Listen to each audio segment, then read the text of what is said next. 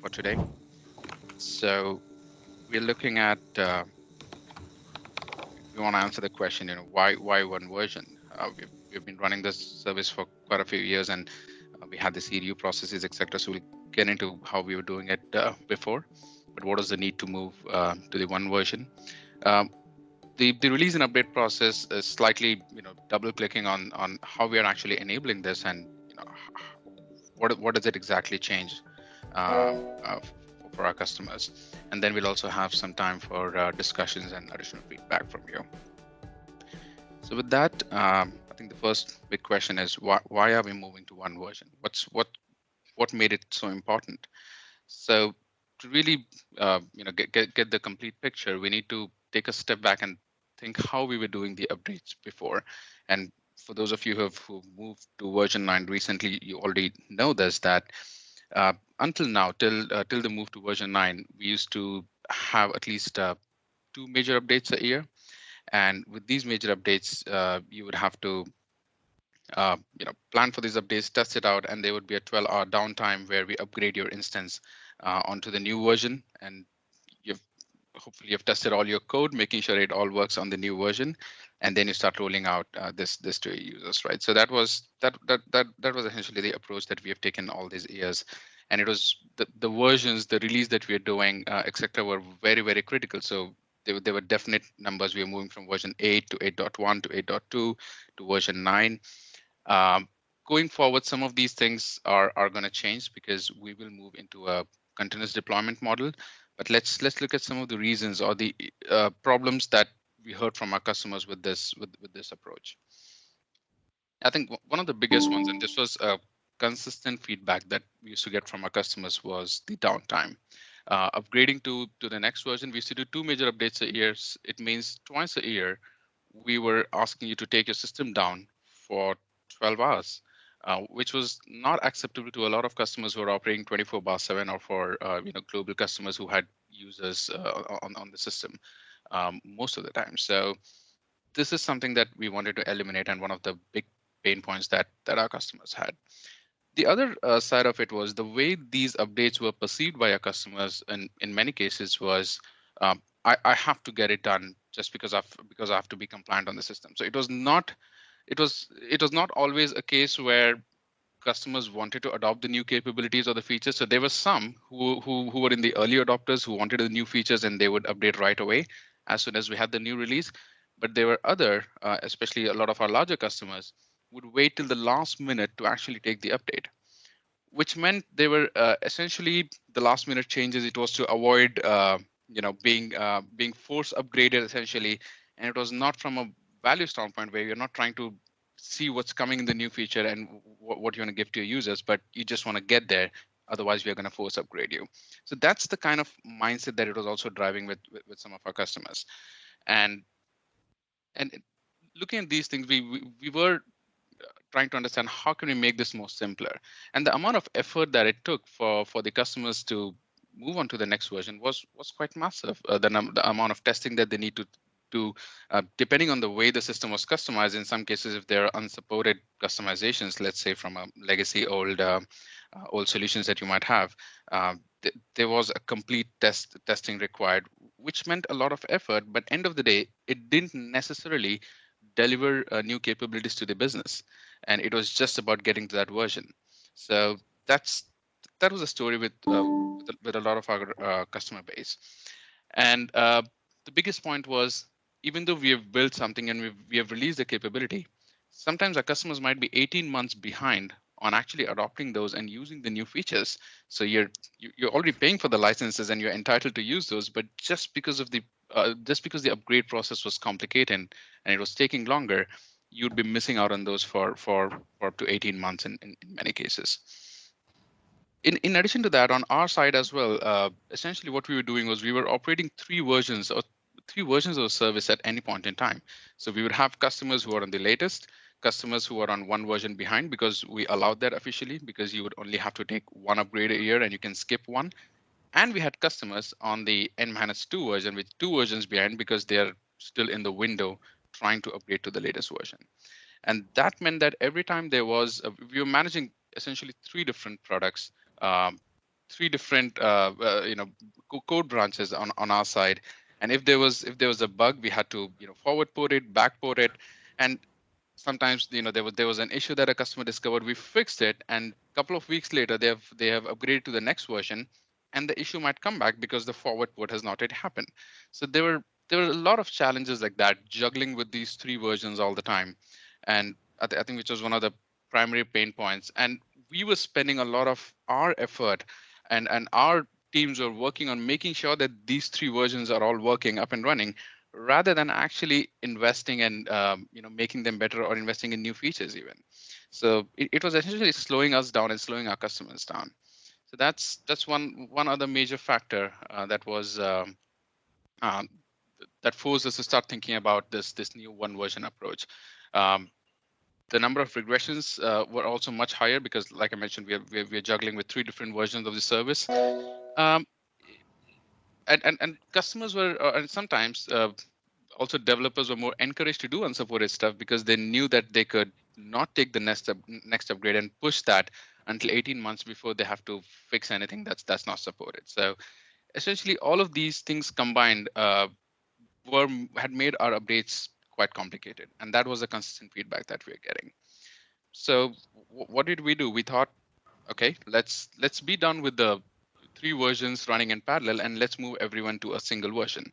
Um, Sounds simple, but what we essentially had to do to enable this was we had to make sure that the updates that we're going to do going forward, and when we say single version, it means we are going to automatically update our customers, which essentially meant if our updates are not predictable, if they're not reliable, and if customers don't have clear visibility into what we're trying to do, we are just going to put everyone at risk. So it was not just a decision that was made that, okay, we'll stop supporting the older versions and let's just have everyone on one version. But there's a lot of effort that has gone into this in actually enabling this, which is might be seeing this now, but I think the work has been going on for more than a year, trying to get everything in place for one version to be a reality. And with this one version, what we're really talking about is April and October will be the two key milestones when we are going to do the feature activations. And I'm conscious I'm not using the word release there or an update, and that will become more and more clear as we go through the content. But it's mainly a set of features that will be made available in April and October. And how we do that, we'll dig into those details in the release and the update process.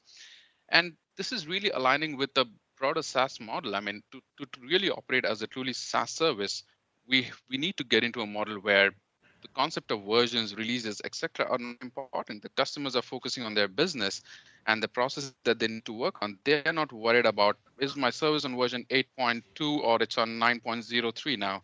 So that's really not the true SaaS model if you're still worried about versions and where you are.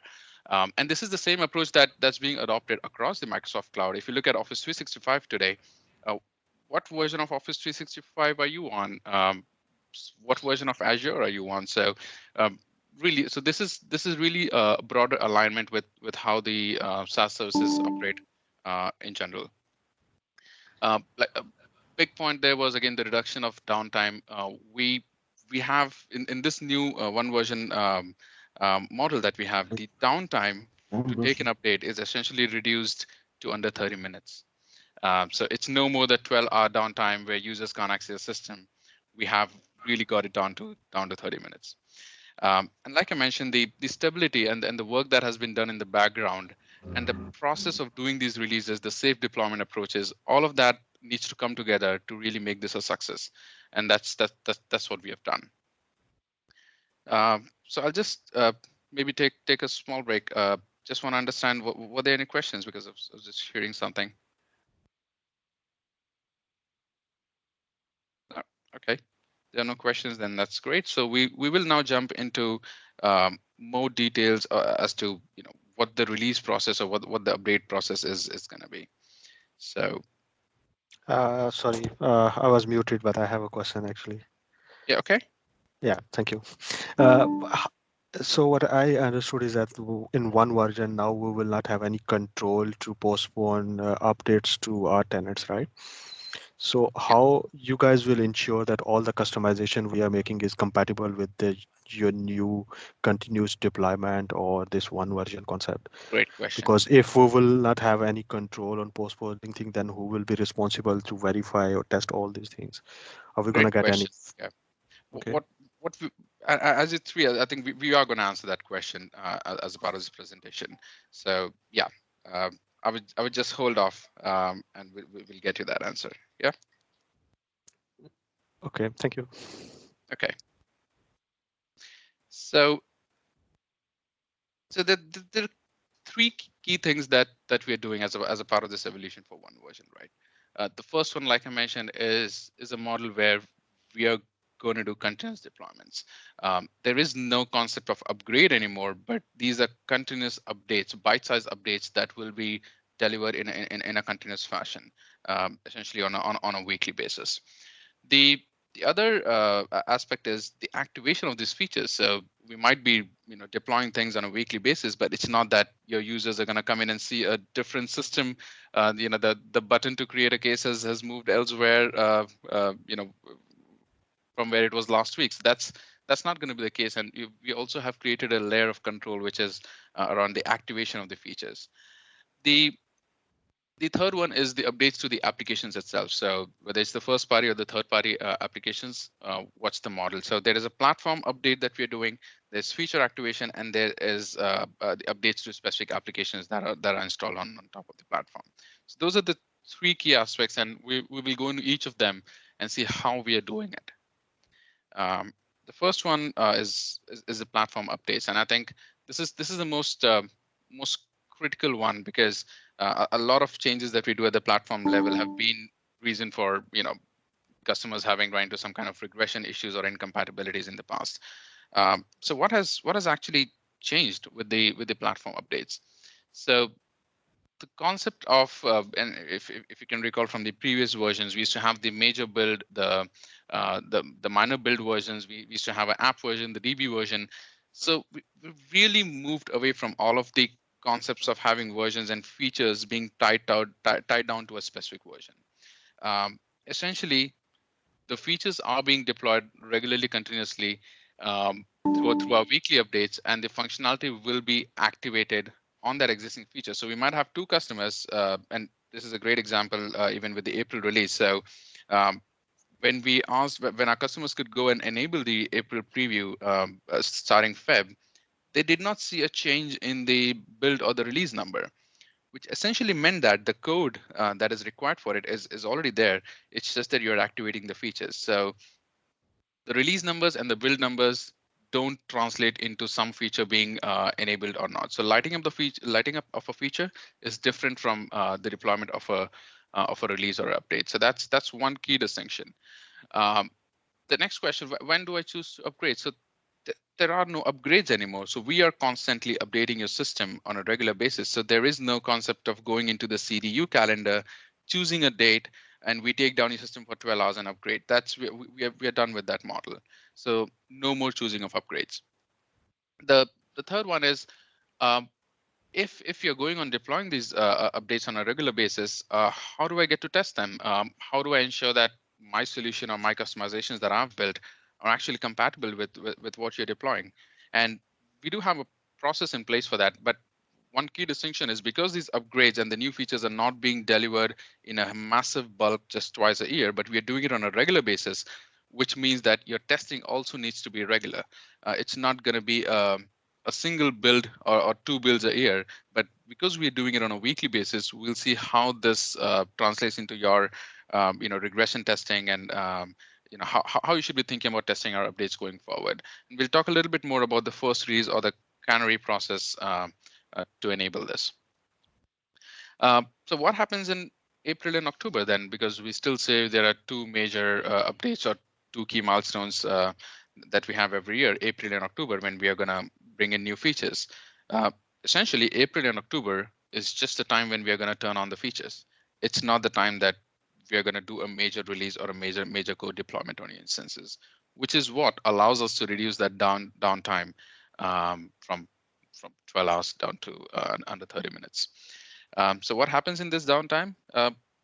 there is no massive downtime, and essentially what we're doing is enabling the features and also making some DB changes. But again, these changes are much smaller in size, and there isn't a massive upgrade that's happening or infrastructure shift. Just to give you a picture of how it used to be, and you can visualize it better on this slide. If you move from version 8.2 to version 9, we essentially took a backup of your entire database and we moved it into a different infrastructure where we had the code and the bits for the version 9, and then we had to you know configure and fine tune everything to make sure that it works on version 9. So a really complicated process. Risk in terms of the actual move there's a physical move of data that's happening there, um, which meant that the predictability of these updates was also an issue. Sometimes if the bases were very large, we had to do a lot of pre-work to make sure that we are able to fit everything within that 12-hour window. So that was the older model. Chances of regression or unexpected changes to the code was much higher. With the new model, we are doing just the in-place upgrades. So there is no infrastructure move.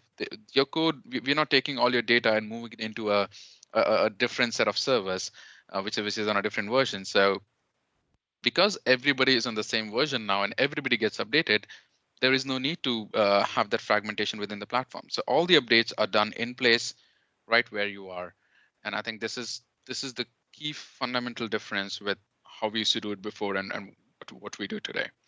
And I think this slide kind of really summarizes the change that we have made. So there are no DB related moves, like I mentioned, and it also takes away your ability to choose when you're moving to the next version. But you'll see that how this ends up being much more valuable, both from a customer standpoint and even for us in terms of managing this service. Let's now look at how exactly the release process works. We mentioned that we follow the safe deployment practices when we're doing these updates, but how does it exactly work? So when there is a new piece of code, a new feature that we have developed, how is it that we are actually gonna deliver it to our customers now in this new model? So essentially, we use the same analogy as a train and then stations. So we have divided the entire world into 6 different stations for us, and these are the release stations. The first one, again, it all starts with the internal testing. So once something is built, there is a phase of internal testing where we run our own automation tests. All the testing is done to make sure that the release is compatible, and we're not breaking any of your code or any of the existing features. So that's internal testing is always a part of it. The first station or the first region where we actually deploy this, we refer to it as the canary or the first release environment. And a lot of Microsoft services are actually deployed here. So our production services run on Canary. It means if there is an issue with the code or if there is a regression, the first ones to be impacted are actually us before we impact any of our customers. So that's one key area here, and we actually allow, we call it the baking period, where we actually let the release or the updates sit here for a week before we take it to the next region or before we start deploying it to customer data centers. And the second station is we cover the the South America, Japan, and Canada and India regions.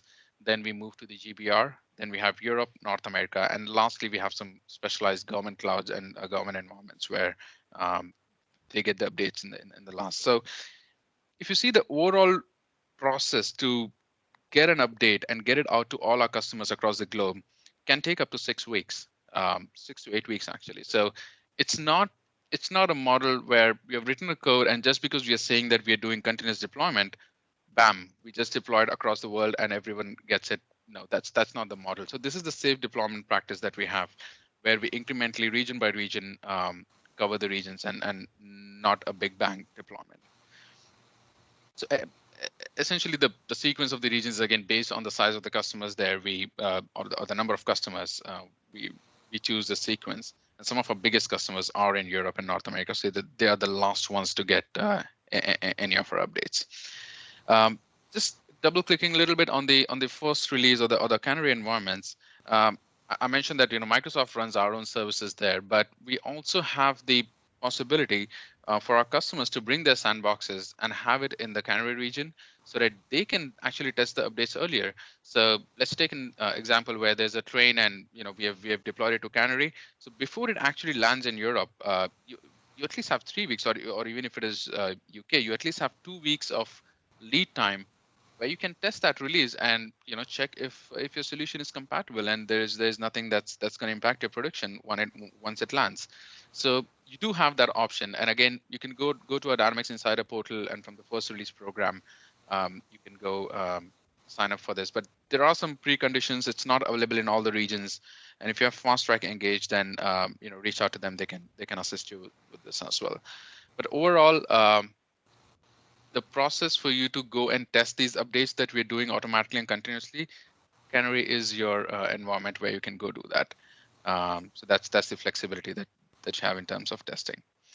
So hopefully this gives you a little bit more clarity in terms of how we do the releases, how it gets deployed across the globe. The and some of the things that maybe I want to highlight in terms of the overall platform update is we the continuous update model that we have. These weekly updates that we're doing, we don't expect that it's going to break any of your existing functionality or any of your supported customizations, and nor is it going to impact the UI where the users are going to see a completely different UI the next week once they come in on Monday. This is not what the weekly updates are designed to do. Even if there is a new feature that we are shipping, we do have controls and feature bits behind it that will make sure that it doesn't light up and impact the user experience right away. So that's in terms of what we do as a part of these weekly updates, and why it's not something that you should be always worrying about. Um, the seamless activation of the preview features that we are talking about, and just to take an example again, so back in Feb, you were allowed to enable the April preview features, and the reason why that was possible is we actually had completed the deployment of the code, or for most part, most of the code that was required for the April features was already deployed before we even allowed you to enable the preview button. So enabling the preview is just the activation. The code deployment, the feature deployment now happens continuously through the weekly updates. The regression testing, like I mentioned, so regression essentially looking, so because we are updating you every week, not twice a year now, it becomes essential that you look at regular regression testing, and that Canary or the first release environment is the best place to get that done.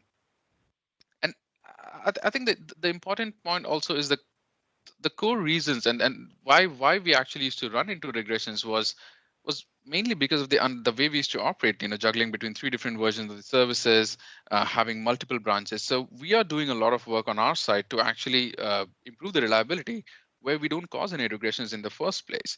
And even if they are, let's say you have some piece of code that was built years back, which is unsupported, and a weekly update is coming in, and suddenly that unsupported code stops working, and not everyone every time is aware that there's something unsupported in their solution. So you have the Canary testing option to kind of cover off for those scenarios as well. And there is, and we have, our commitment is to not change your user experience as a part of these weekly updates. I think those are the key takeaways in terms of the platform updates. But there are a few other topics that I would like to make sure that we are covering, and just want to stress on the importance of it. One is the unsupported customizations, and we understand that this is something that has happened. It had happened a lot in the past. It was probably much more in the on-prem versions. It was still there in the cloud versions, and it was something that customers or our developers could get away to an extent by doing this for some time because of the older update model, because you can actually go on pushing the update for a year or up to 18 months. So that nothing is going to break those unsupported customizations. With the new model, this is extremely risky because we are actually doing updates on a weekly basis. Essentially, if there is anything in the customizations or in the solution that's not supported, it can break anytime. Anytime we do a weekly deployment, that functionality might be impacted. So it's just no longer acceptable to do any unsupported customizations. And if you have any, we should move away from it right away. It is probably the most risky thing, and it's really essentially the risk is gone up exponentially with this continuous update model. So we need to be very clear that the decisions that we're making, the choices that we're making when customizing our system are very clear, and there will be very little room to allow unsupported customizations. And what we are doing is, it's not just that we are asking customers don't do unsupported customization. We are making it easier for you to identify if there is any, and also put more controls around the platform so you're not able to do it. So we are actually going to invest in tightening the platform further, where we are going to do more and more checks before you bring in any of your customizations to make sure that they're supported. And I think the first step towards this is the solution checker. So if you've not heard of the solution checker, you can go search this on our doc. So essentially, you can, when you're deploying your unmanaged solutions, you can go run solution checker, which will give you a report of all of the things that is found in the solution that may not be supported, or something that you need to change. Even deprecations would be highlighted, or the best practices from a performance standpoint. So it does give you more than just unsupported customizations, but it's really a good starting point for you to start understanding whatever you're building, is it supported or not. And this is one area where we'll continuously invest more and make it more and more harder for you to do anything unsupported in the first place, uh, because it just doesn't fit well with our continuous update model anymore. So that's a very important point, and hopefully understand how critical it is now. The the other topic is also about deprecations, and again, this has been one of those where we've had some feedback. It's confusing. What's Many a times it's not understood what do we mean by deprecation. So and that's what I want to clarify first, that deprecation is our intent to remove a feature or a functionality in the future. It's not that once we announce a deprecation, the feature is going next day. We are sensitive, and we are aware of the fact that it can take some time for our customers, depending on what are the alternate options. It can take time for them to move away from the feature that they've been using maybe for years. And that's the reason. And sometimes there's a question, oh, I see no deprecation announcements in the release notes. Well, we do the release notes 3 months before, and we don't think it's enough time if we deprecate something or remove something to just give you a 3-month notice for you to move away from it before the next upgrade. So essentially, we do have a documentation page where we have announced our deprecations.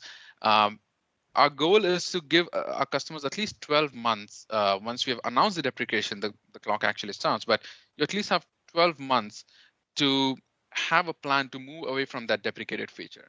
And you can also expect that we might have some follow-up communications with through blogs, docs, and message center, providing you maybe options to move away from it, or more hard dates when we are actually going to remove the feature altogether. But it's really important from your perspective that once we announce a deprecation, first of all, stop using that feature. If you're building it right away, don't leverage that. And if you're already using it, uh, try and understand what are the alternatives that you have, and plan to move away from it in the next 6 months to 1 year. Um, you might argue that we have some deprecations that we have announced, maybe a couple of years back, but those things are still working, and that's because we're conscious of the fact that let's take an example of 2011 endpoint. The 2011 endpoint has been deprecated for quite some time now, but we haven't actually gone ahead and removed it, and it's still going to work in version 9. It's still going to work even after we have the April release deployed. That doesn't mean that you should continue to use it, or you should not have a plan to move away from it.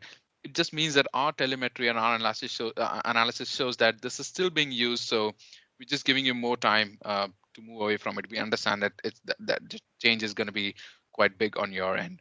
Um, but really important that you keep track of the things that are deprecated and have a clear plan to move away from them, rather than being in a situation where it's a last minute burn down situation where you have to get it done because there's a hard date. So just wanted to clarify that point on the deprecations and how you should be thinking about it.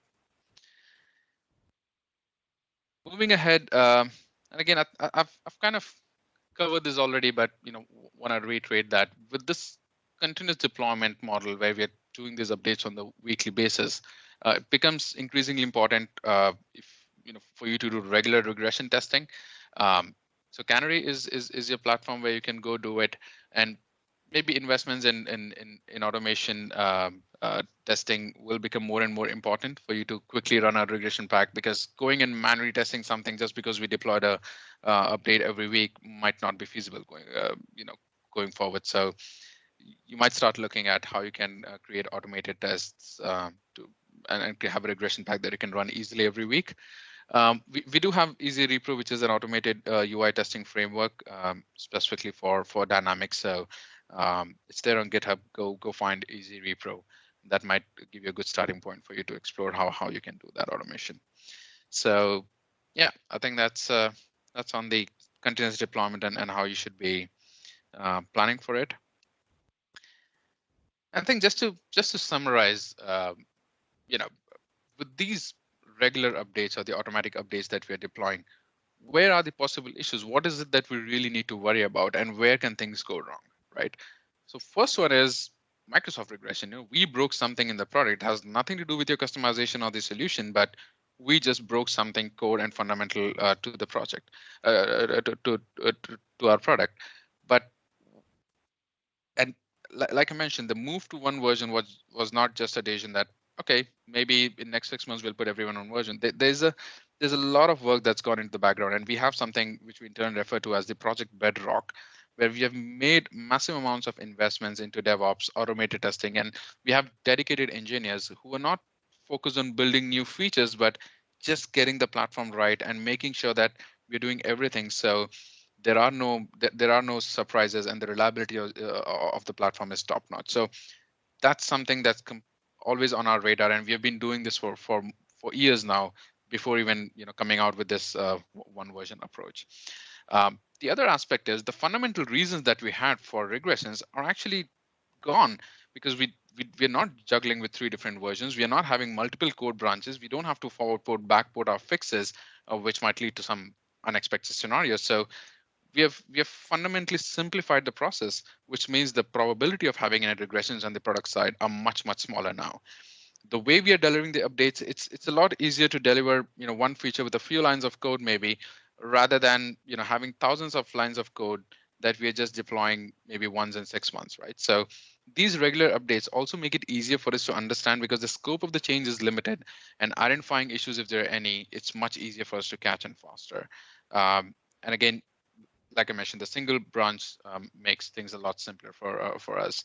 So there are fundamental differences in the way we are building code, the way we are operating, which will essentially avoid these unexpected scenarios and regressions. The second area is ISV incompatibility. So whether it's an ISV solution that you're using, that not something you have built, but you've got it from the app source or from elsewhere.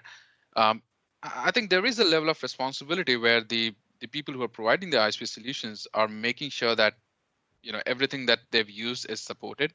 They're taking care of the deprecations. So if you have announced a deprecation, then ISP should essentially give you a new version of their code where they've moved away from the deprecated features. Let's say if they're using XRM page, they should be planning on giving you a new version which doesn't use that. So that's really falls under the ISV responsibility. But with weekly updates, we are anyways making important that you're testing. So if you're testing in Canary, you already know you've caught the issue beforehand, and along with that, the investments that I mentioned that we're doing in Solution Checker, etc., would also come together to help identify these ISV code that's written some time back, and you want to identify what are the issues if there's anything that's not compatible. And similarly, for the implementation of the customizations that you're doing it on your own, the responsibility to use supported techniques and taking care of the deprecations still lies with you. You are still going to do the weekly testing to make sure your entire solution, including any of the third-party solutions installed, is working fine and is compatible. And Canary actually lets you do that. And with the investment in automation testing, you can actually make it more faster and simpler for yourself.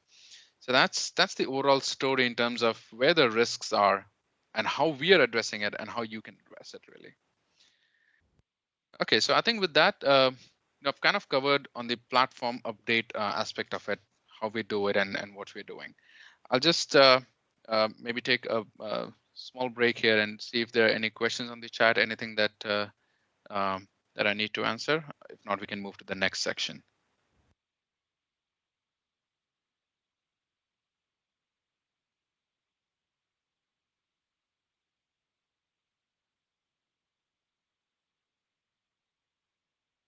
Yep. There has been a few questions around solution checker and a few more bits, but they're all answered so far. Okay. Great. So we will now move into the activation and the three key things. One was the continuous updates, the activation, and then we were looking at the app updates. So an activation is a key distinction because this is what allows us or allows our customers to have a level of control on what we're deploying and how they can handle the change for their users better.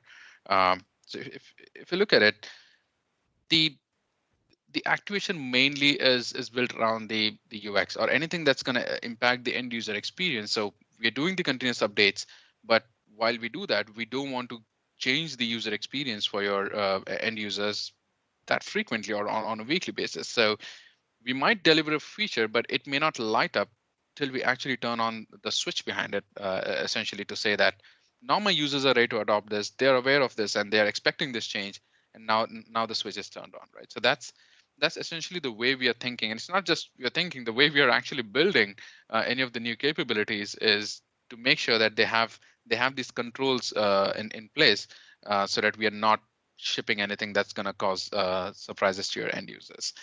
Um, and again, the important point is the release of a code itself doesn't necessarily mean that the feature becomes available. So there are two things now. You have to do the release, the code for the feature has to be there, and then you have to also activate it for your users to actually go see that feature or to actually experience that change. Again, this is more relevant, or this is only relevant if there are changes to the user experience.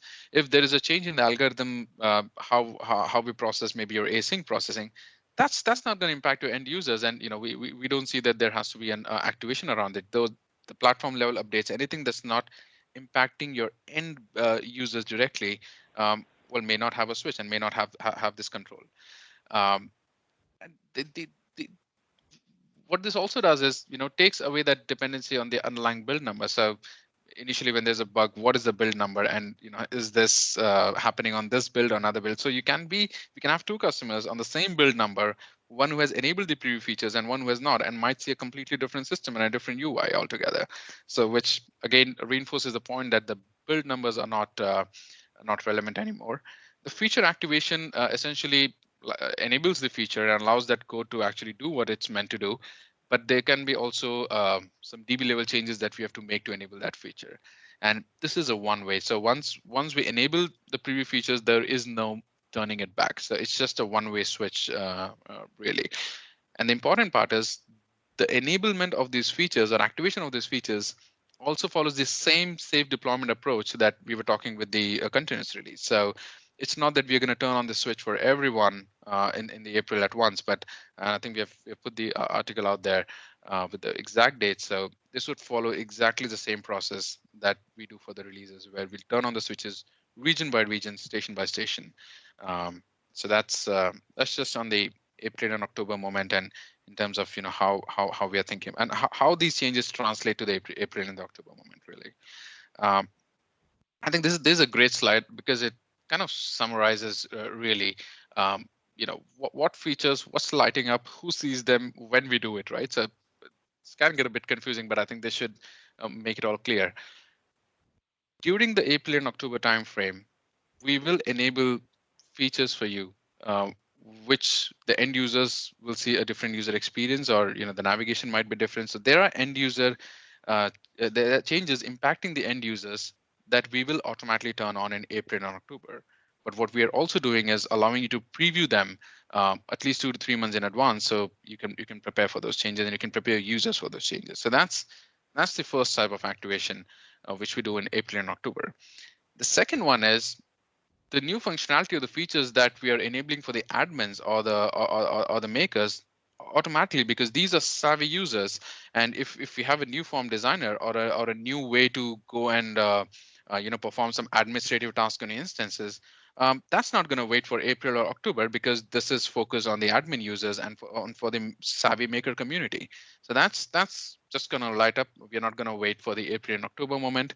Um, the other one and third set of features is the ones that can be enabled by the admins for the end users. Um, let's say you're using the sales AI functionality and you want to light up some kind of relationship insights, which is going to change the timeline and show up some additional tabs on your forms. The admins can actually go and enable this, and they have the control once they are ready. So some things that we automatically do it in April and October. There are some things that we will do it, but that's focused on the admins and the makers. But there are going to be features that your admins will have more control over, where they can do it for your end users whenever they're ready. So those are the three key types of activations and three scenarios that you'll find yourself in, and probably gives you a good understanding of what's happening when and who's going to see it. And again, this is another favorite slide of mine, which really kind of makes this very clear. And again, I've mentioned that the release and preview process for unified interface changes, because um, e- essentially the changes that really impact in the October and April timeframe are the ones that are happening to the UI. And because we are not making any changes on the classic interface, it's kind of almost exclusive to the unified interface. Um, so I think this, if you look at the picture here, you can see the features F1 to F6. They are being shipped regularly, as a part of our weekly updates, and this is just happening regularly. It's happening now, and in the August timeframe, so at least 2 to 3 months before the actual enablement of these features, we will open up the previews. It means all the code, all the features are already there, but we are allowing you to turn on the switch for you to test them beforehand and prepare your users for it. And in the October timeframe, we will actually go and turn it on for you. So you have an option to turn it on yourself before the date that we do it. Um, Same way you're enabling the previews, or we will automatically turn those features on. So this is how it exactly looks in terms of how the features are being delivered, at what stage we are previewing them, and at what time we are actually turning them on, so your end users will start seeing it. So the opt-in experience that we're talking about is something that we did on 1st of Feb for the April release. So just go choose your environment and opt in into the April wave features, and those features will light up for you to start testing them. But again, there is no option really for you to defer these updates, or when we are automatically turning it on, we are doing it because we have to get everyone on the same version, and we can't fragment this further by giving you control over, or you can turn on the feature today, but some other customer can do it after a couple of weeks or after a couple of months. So that's not an option anymore.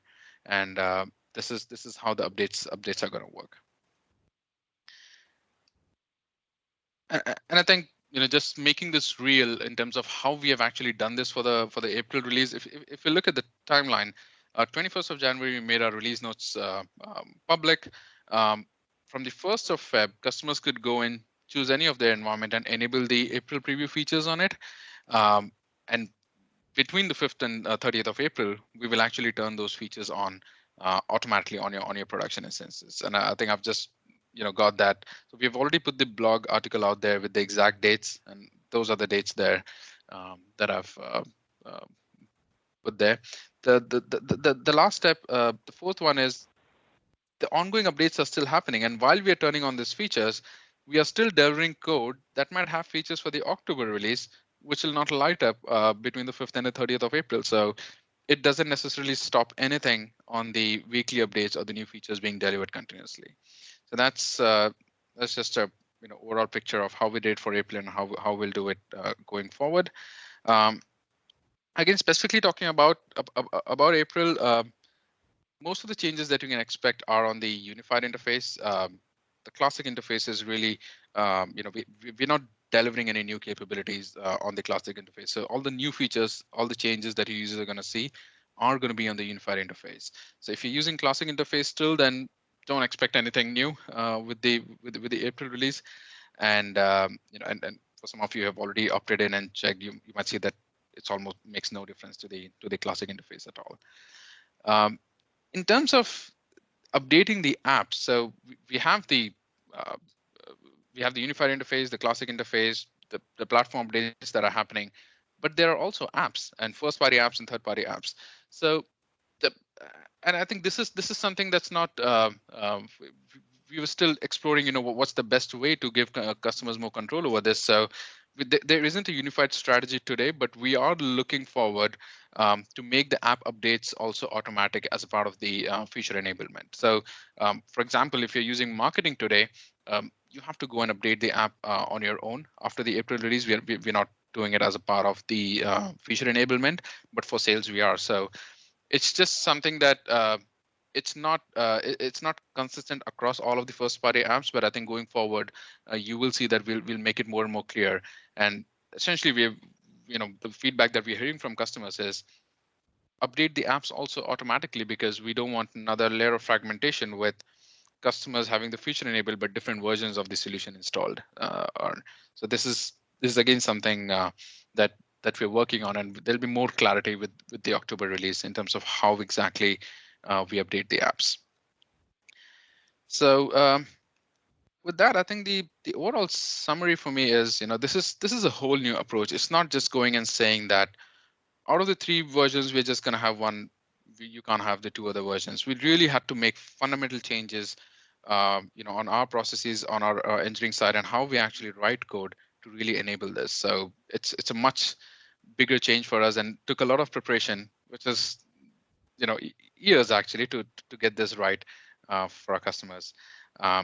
There's initial perception that this is risky and can cause more regressions, but essentially what we have done now is we have addressed the underlying cause for those regressions, but we still have a safety net where you can go do the testing to ensure compatibility, etc. Overall, this is a positive move for our customers, and we see this as a big win, simply because your downtime is gone.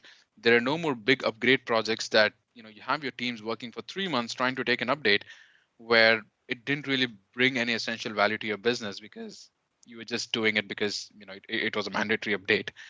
So yeah, overall, it makes the life with upgrades much easier. You focus more on the features that you want, that your business wants, rather than a technical project which is just to get you to the next version.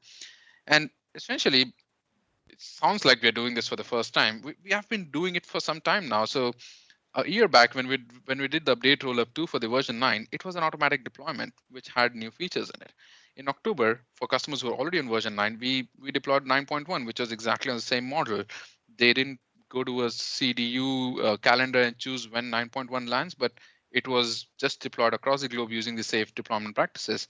And now this is actually the 3rd time that we're going to do this again in April 2019. So, well, it might sound like a new approach, but we have been doing it for some time, and we have mastered it, and we have confidence that this is the right way to do it.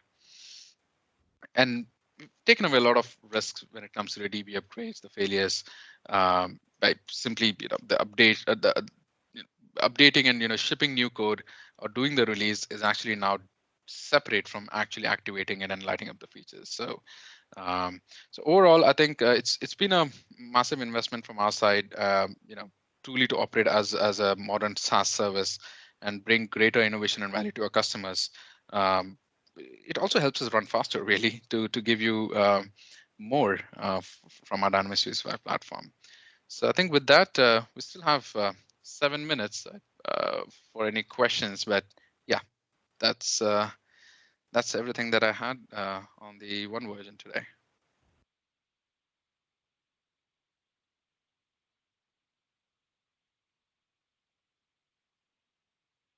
Mm-hmm. Hi, it's Christian here. Can I ask a question? Yeah, sure. You said Project Bedrock in your regression that you're doing a lot of pre-testing and you have used a lot of efforts on it.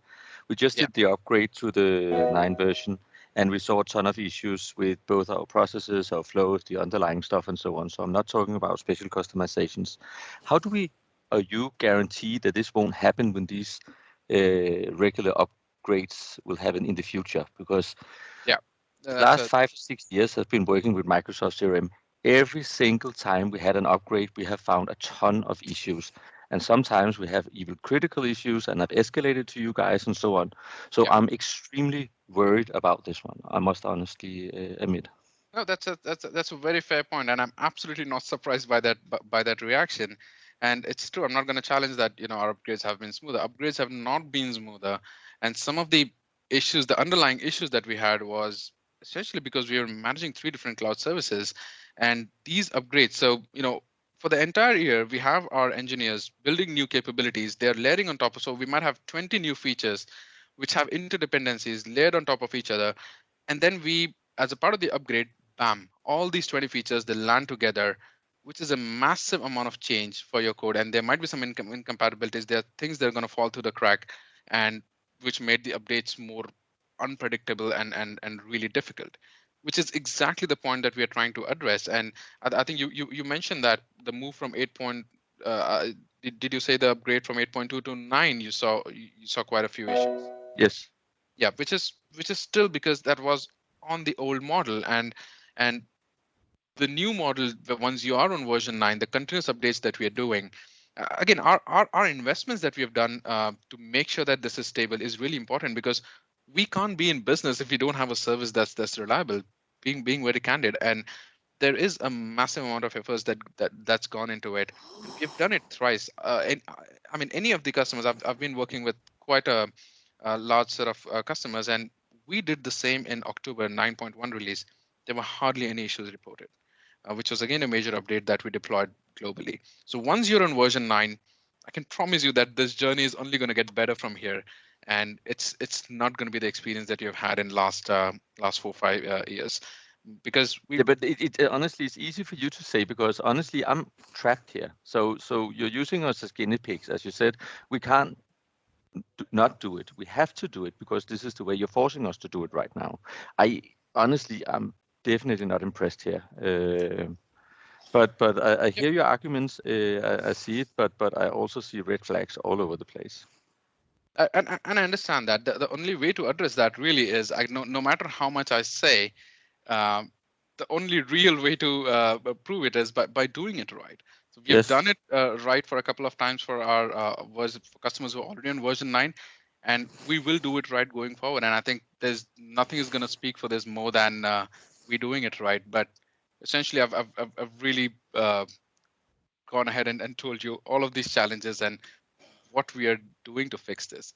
And the red flags, I mean, if you're worried about, there are things that we're going to break on a weekly basis, we're still giving you the option where you can put your test organ canary and test it out to make sure that if and we understand that, all customers don't know everything that's there in the system. The code that has been built years back, there might be something that's not compatible, something that you don't even know is unsupported, which can still break, and we recognize that, and that's the reason you have the safety net of testing it on Canary. If you see this as a red flag, we still give yes, you and that yeah, option. but I do see that, and I think yes, it is nice if you have the capability and the setup of an automated testing and have a whole department or hire in some consultants to actually sit and do that. But honestly, isn't that your job? You're setting back to Project Bedrock that you are actually doing this, and you've been doing it for quite a while. Yeah. So why didn't you catch all the issues we had with the last upgrade? Honestly, I can't see why it's changed. So the last upgrade that you're talking about is the upgrade from 8.2 to version 9, which was not on this model. So you're talking about, and which I agree, and I've already acknowledged that things were not perfect then, but on this model, it's not going to be that. And we can beat the horse to death here, but the reality is it's only going to get better from here, and we are doing everything, and we have all the commitment. This is the promise that we are giving you, that we are not going to break your system every week. And if we were, we've been on version 9 for quite some time. We have been exactly doing this. Are we breaking the production systems every week? Not really.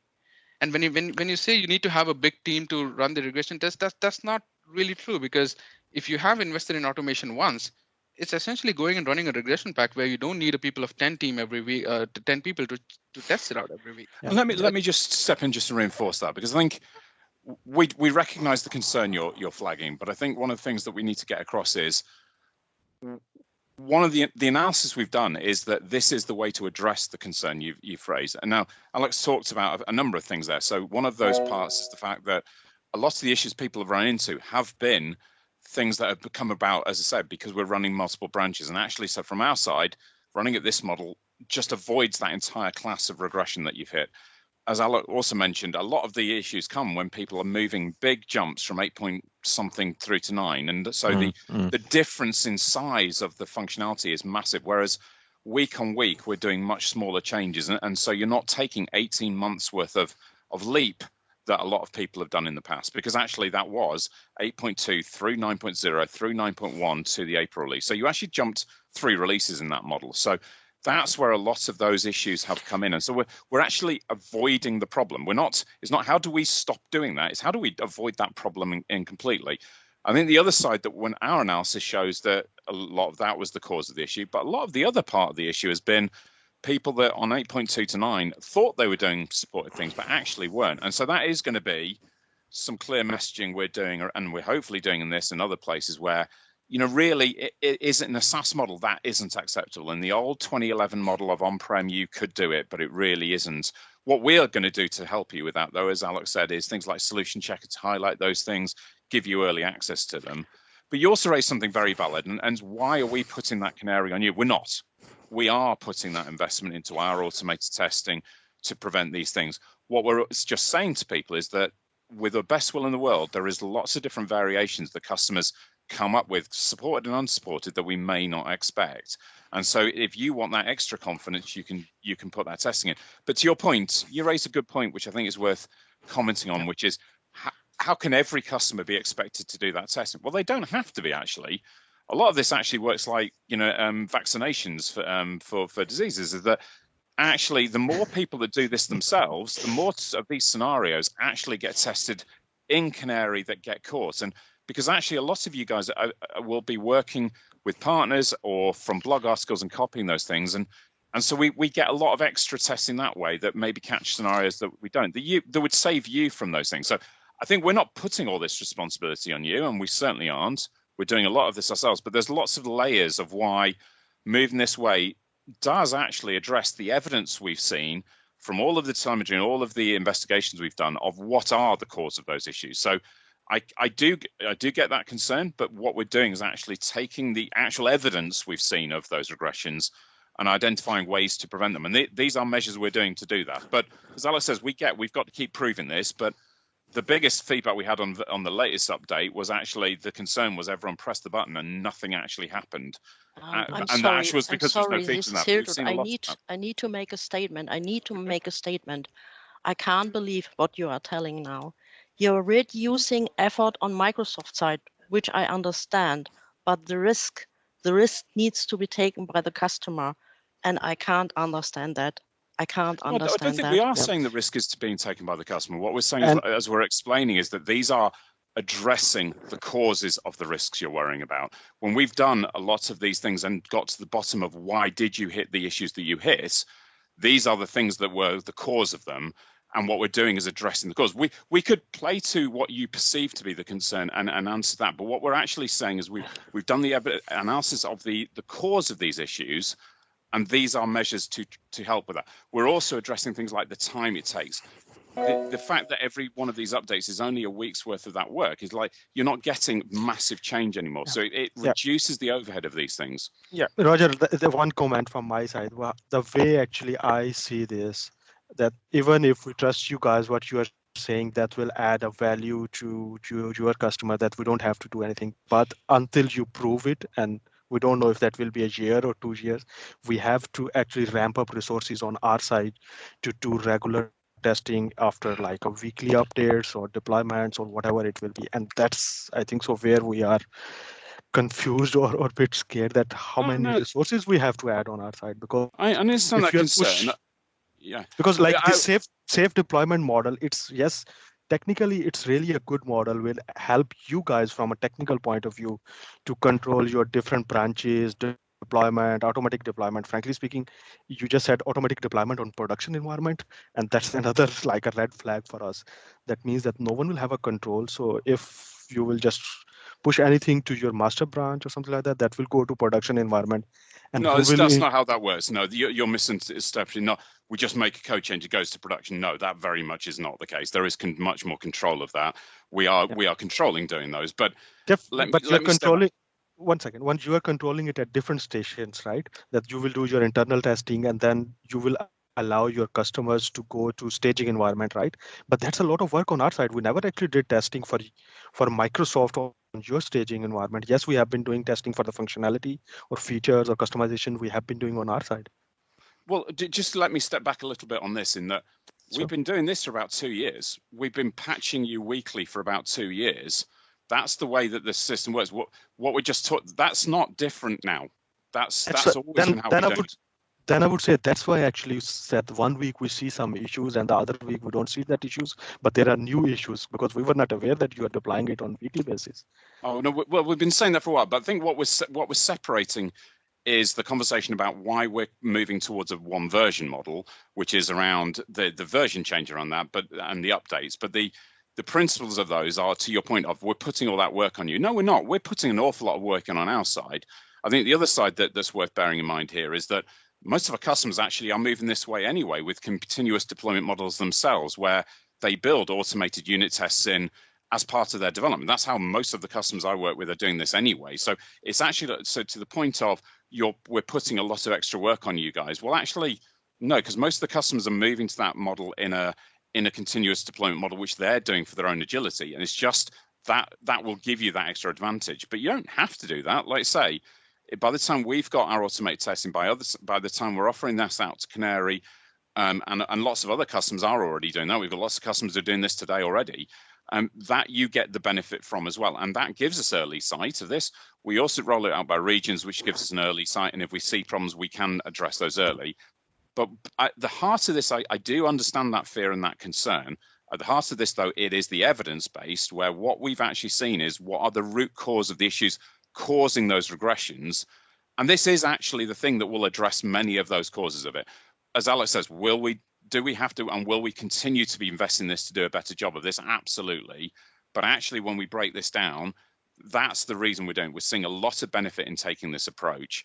The other side on you, though, is, and I have to say this honestly, the other big cause we see of this is people thinking they're doing supported things and aren't, and causing problems. And that's one of the other things that we're really trying to drive, both in the messaging of it really isn't in your interest to do that anymore, but also what can we do to help with that? So things like the solution checker, which will give you early sight of that.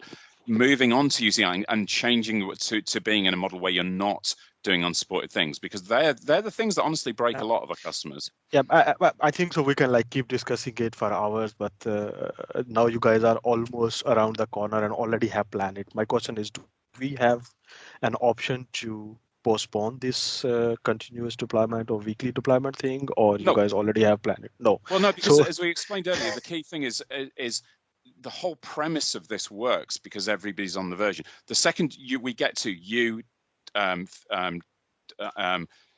fact that you would pause it, everybody on that scale group has to pause it, or we need to move you on to special hardware, which creates the problem in the first place, because now we're back to having multiple versions, which is where some of those issues come in. So that's why we're trying to do this session, to explain that actually the premise of that is what causes many of the downstream issues. Yeah, I have 2-3 quick questions actually, and I can see we're already over time. Do you have any hypercare period or dedicated resources for your customers? Because this is more or less like a first time for us to know that you are going to do this weekly deployment thing. So do you have any dedicated resources we can actually talk to if there are any issues who will help us to fix this? We've got the normal models. No, they've got the normal models, but one of the other things that was touched on here is DevOps, which is one of the models we're bringing towards this, is that when an issue is identified, our support team will be the first point of contact, but anything serious or we need to diagnose quickly, that gets brought straight to development now. We bring development straight into that, and that's got two purposes, both to get quick resolution of the issue, but it's also to the point you're raising. How do we get confidence and certainty that we're not continuing to do these things? Because the people that are literally getting woken up at 2 a.m. in the morning are the developers to diagnose and fix these issues, with the idea that they understand the causes and also prevent them in the future. So We've got better telemetry, we've got better diagnostics, we've got better prevention of issues, we've got better unit testing of why didn't we catch this in the first place? They're all the questions that get very quickly asked on any issue. So that's the model to do that, so that we have got a much tighter connection between the potential for an issue and getting it resolved, but the people that will prevent it in the first place. Yeah. And the next question is related to unsupported customization. Do you guys have any timelines when you will say that, okay, no more unsupported customization, or that it's already there, like on well, we said that 10 years ago that you should not be doing it. That's the whole point of unsupported. let's say it again. No, and I don't say that actually lightly. That's the point. You're doing unsupported things was never supported. So that is something that is really clear. And I think what we're saying now, though, is that we're being much more clear on, look, you could have got away with it. You did get away with it in the past, but it always caused people problems. No, we don't have any unsupported customization till today, but I don't know when you will roll out something next week. Would that be unsupported customization for us, or vice versa? No, because as Alex says, we will give you deprecation notices of anything that is going to become unsupported. But I will honestly, and I mean this, I've got hard evidence behind it. Many customers have told us they're doing nothing unsupported until we find it. And there is a lot of that. Now, it's not intentional. Sometimes it's misunderstandings, but that is one of the things that we are tightening down on, because there's lots of places. I'm sure there's people on this call that manipulated things like stage ID and various things about BPFs that was never supported to change. We've now offered proper supporting models for those things, but lots of people have been caught out on those kind of things where they found that there was data in the system and started using it, but it was documented as internal or was never documented to be used. And so there's been unintentional uses like that, but they're the kind of things that have caught a lot of people out. That was probably the biggest cause of 8.2 to 9 regressions I'm aware of, is things around BPF that were never supported to do in the first place, but people just didn't realize that. So it's unintentional, I get that, but that's why we're doing our best to get ahead of these and prevent them in future. But that's kind of a clearer message in a SaaS world, that patterns of behavior that people used to do in CRM 4, CRM 2011, where you knew that your next upgrade was 3 years' time and you'd have a planned process for it, so you could do those knowing you took a debt, are a change. I need to clarify one other thing. A lot of this is coming from our customers. Our customer CXOs want us to stop people doing things that build up debt for them in the future. That doesn't give them business value, that they've got these big upgrades they need to pay for in the future. A lot of this is actually being driven by what our senior execs of customers are driving us to do, more than what we're trying to do as well. It's actually that ask is, I see a lot of requests from customers now to their partners saying, I do not want anything unsupported in this solution. I want Microsoft to give us confidence that nothing has been done that's unsupported. And so that's where we're starting to really lock this down to make sure that our customers get what they want, which is not that debt going forward. Yeah. Would that cover actually third-party add-ons as well? For example, we have installed some. So App Store is already starting to do a lot of that testing, and our partners who are doing those third-party ones have got access to the solution checker. We can't run the solution checker on behalf of a customer for the partner stuff because it's we start getting in IP issues. But yes, we are going after those spaces with our partners to make clear that they shouldn't be doing it. So as a customer, if you take a third-party solution, that would be something I would be demanding of that partner to confirm that isn't doing anything unsupported, and the partner would have access to some of these same tools to do the same. Okay, and then what happened if we actually run that solution checker for a third-party add-on we are using, and there are some incompatibilities or unsupported changes? You should be going to those guys and getting them to provide a proper version of that doesn't have those things in place. You guys are already in contact with those third-party add-ons listed on depends where store, they come from. We don't proactively go and test all of them. So the worst thing I can see is that, for example, if we run this solution checker tool and we figure out that we are using a grid and it's not compatible anymore, and we go back to that team and they say that they need like 6 months. So is there any ways we can actually keep using the older add-on version for those 6 months, or we will be like just somewhere in the cloud? It depends on the partner and the solution, but no, we can't necessarily dictate that for those things. But like I say, this guidance to those around not doing unsupported things has been in place. Well, that's the whole definition of unsupported. It's not supported for those things to be done. We're just really being much more forceful with this, but we're going to bring the tools to help bring these things to life, because not everything will necessarily break going forward, but some things could. and that's what we're getting ahead of. We're trying to prevent those potential risks. There's lots of things I know that people have done that actually migrate through into version 9 unsupported, and they've got away with it. But we're increasingly flagging those because there's no guarantee that won't happen again in the future. Yeah, actually, I agree with you, but I think so. It's mostly for you guys, like from Microsoft point of view. From a customer point of view, now I can see, as Christian already mentioned, red flags everywhere. That whenever I have to go and select an add-on, I have to see that, okay, if this is a big team or small team, what will happen in future and all this stuff. So the way I'm perceiving or taking this new weekly rollout plan, that you are pushing a lot of things to your customers instead of handling it inside your team. But at the same time, no, yes, that's not an accurate statement. We are doing a lot of these things. We're just saying, and actually, like I say, these are addressing many of the issues people actually had. So we're not putting anything onto the customer. We're actually taking things off the customer. We're actually taking away the need for a yearly big upgrade, yearly big cost of change, the need for a yearly downtime while that all happens. We're taking a lot of things off our customers, and that's actually the primary point of this. That's important to remember. That's one of the big problems people found. They were investing every year in a big project to do upgrade, and that's one of the things customers have asked us not to have to do. And that's what a lot of this is about, is not needing to do big upgrade projects. And by doing it in small incremental patches, it's not as significant a program, and actually we avoid a lot of the causes of why those concerns happened in the first place. Yeah, I understand, and I think so. I agree with you. Like, if in future people will be using all the feature and the vanilla flavor solution from Microsoft, then I think so they will actually see some advantage. But if people will do some customization, or they are going to install some external add-ons, then okay, that's a big effort on the customer side. But no, but even to those, much. what we're saying is the biggest cause of problems around customizations and of add-ons was those two categories, is all the kind of things to do with multiple branches, but also to do with unsupported behaviors. So it's not excluding the customizations. We're absolutely targeting those customization space. The other thing you'll start to see is, and we're doing a lot of work around increasing protections in the platform to prevent you doing things in those customizations that could break you. So again, we're doing a lot of things. I mean, you've seen this around things like throttling, where if a customer gets user performance issues because they've driven a lot of abnormal behavior, and a piece of their code has gone rogue, and we're doing things to prevent those kind of things so that it stops it affecting users. And we're seeing a lot of those kind of customization patterns that we're looking to prevent. We're doing a lot of work around identifying behaviors in the customization that are causing problems, and the solution checker is only one part of that. We are looking at this from preventing you catching yourself out. There's a lot of work around that. Yeah, I understand, and I think so. Yeah, that will help everyone. Yeah. Thank you very much for answering at least all my questions. and now I will let other people to jump in and see if there are questions. Thank you. We are almost 17 minutes over.